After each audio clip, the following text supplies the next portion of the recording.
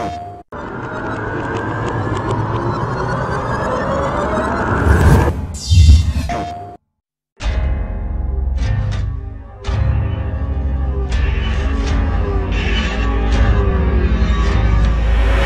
focus of this game has always been about these characters, and every decision we've made has always been, how do we show off this relationship? How do we show off this bond? How do we build Joel and Ellie over the course of the entire game and get you to care about each character and then how they relate to one another? With Joel as a character, there's an interesting kind of conflict. Here is a guy that is willing to do whatever it takes to survive. And we really wanted to show in this world there aren't necessarily good guys and bad guys. There's just people trying to survive, and Joel is just one of those people. He's tasked with delivering this girl somewhere, and over the course of their interaction, of how they spend time together, they form this unbreakable bond, and they really start seeing them care more and more for each other. So we wanted to show this guy that's pretty cold, cold-hearted, can do terrible things, and yet at the same time can develop this love for this girl where he's willing to do anything to save her.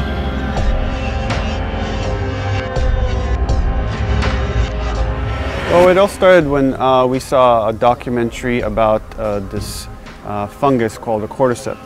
And the way that fungus works is it infects different species of insects. The fungus develops inside them, burrows its way into its mind, and takes control, essentially, of the insect.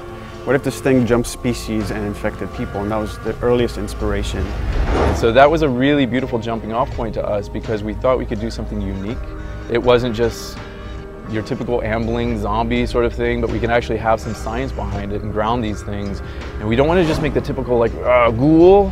We want to actually bring the fact that this is a suffering human being that actually, like, if you and I were caught by this, then that's a traumatic experience. And then put yourself in Joel, Tess, and Ellie's shoes, and it's like, this is the last thing that we want to happen.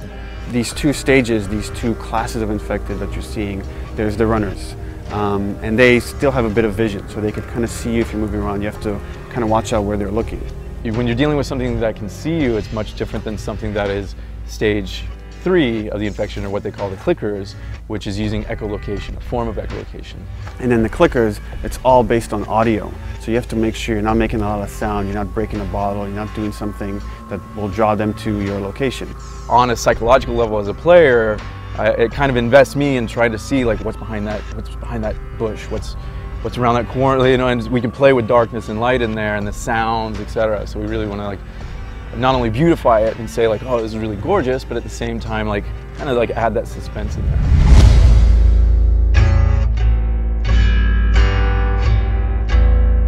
What you want to see is the contrast between the stark reality of the military city and that oppression versus, like, nature reclaiming the earth, what nature has done over 20 years, what the military has done fighting back the infection just to get this small little hovel, like, keeping their walls and their people contained. Like, okay, we're safe, keep that locked down. You're in the city, and it's, in a way, you're surrounded by death. There's no one there. It's locations you're familiar with and that should be filled with people, should be filled with life, and they're empty. First of all, it's beautiful and creepy. Like, it's one of those, like, weird, like, nature's pretty amazing kind of things. So there's that kind of darkness there, but at the same time, there's this beauty to it, whereas nature is reclaiming the earth and you're seeing all these trees and you're really drawn to explore it. And then you're also seeing the world through Joel's eyes, who's just a survivor. How am I going to get from point A to point B?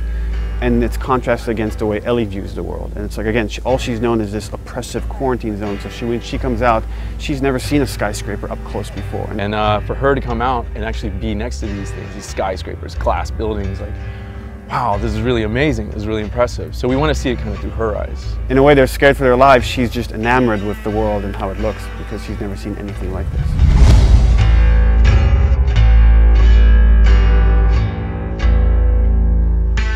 I'm sweating and I'm actually enjoying, and I know how to play these things, and every single time a new emergent situation, like, exposes itself. Something new happens where a guy took a left instead of a right, and that was the guy that's gonna, like, destroy me, and I got no ammo now. What do I do? And that's a beautiful feeling.